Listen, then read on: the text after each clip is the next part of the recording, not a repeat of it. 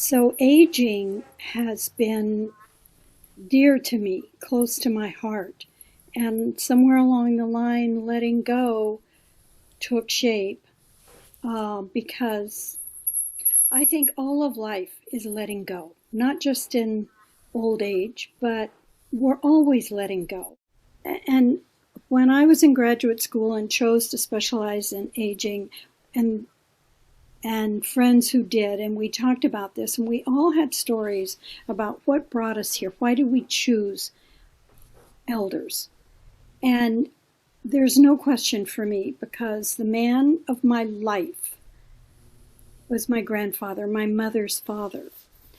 And he's the man, he's the human being who I absolutely adored, who was my teacher as a child and growing up, and who lived with such vigor up until the day he died. And I think that was reflected in other elders who I met and worked with, and is that they weren't afraid. I didn't see fear of getting older. I didn't see or dying.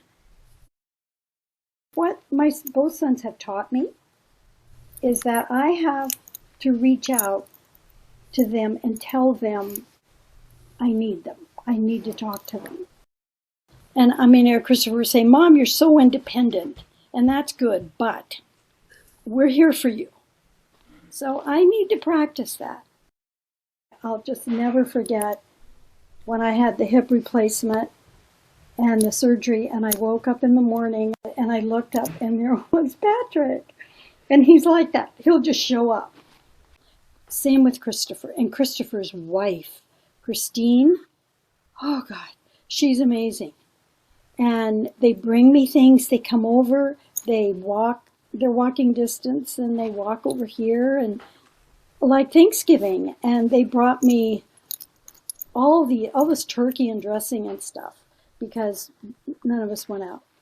So little things like that. They just and knowing that is a big part of the peace that I feel.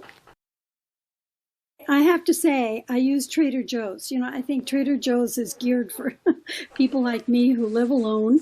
And yeah, I just pick something up.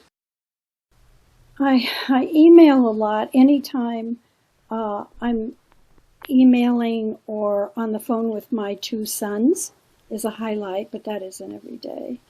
Walking, and Cooper and I walk a lot. I thank the gods for this little dog. I am a person who loves to hug and touch, and I hug him and touch him, and he sleeps on my bed, and so he is a highlight.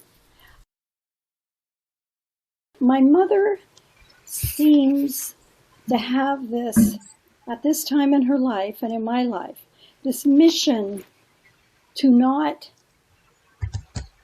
bother me, to not, protect. The word I use is she protects me all the time.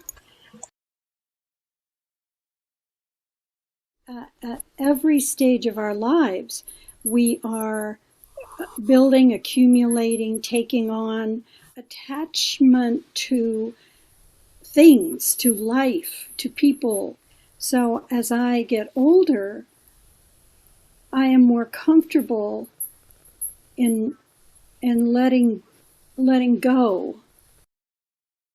And it's a tiny little piece of a Mary Oliver poem.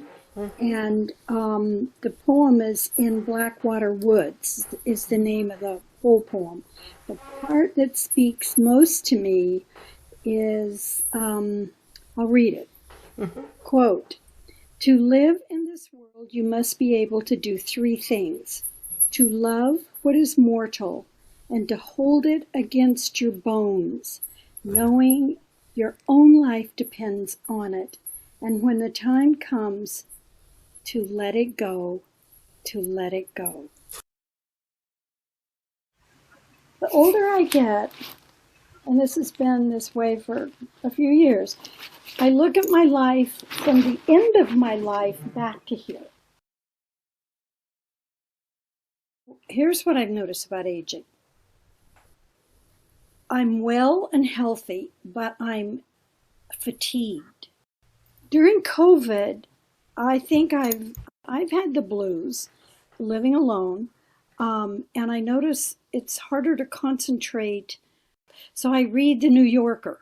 I just gobble it up because it's short. I mean, New Yorker articles are long, but you know the end is coming soon.